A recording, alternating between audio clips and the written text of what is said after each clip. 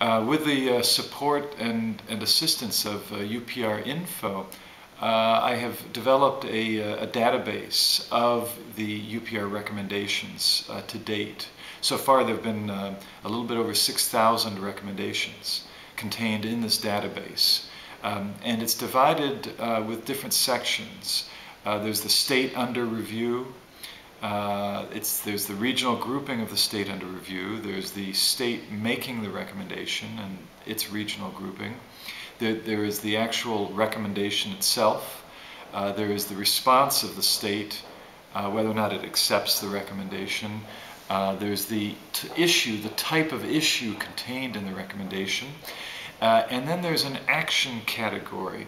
And this action category is a device to identify the level of action being requested.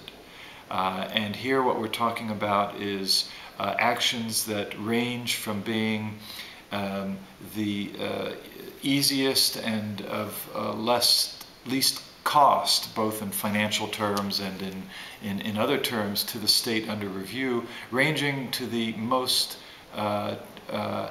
directly action-oriented types of recommendations, specific actions being requested. So there's 5 different categories.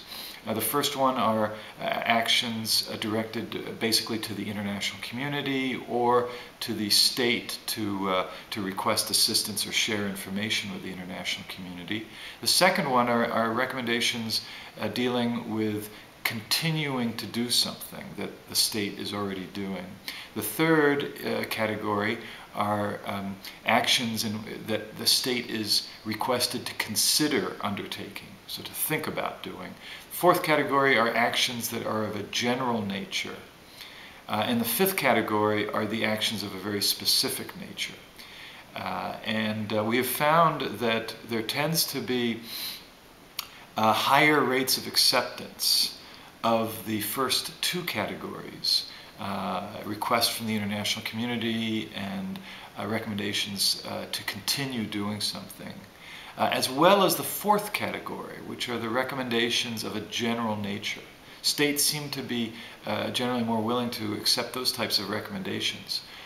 Perhaps about 70% of those recommendations are accepted. Both the consider issues and the undertake specific actions have about a 50% rate of acceptance.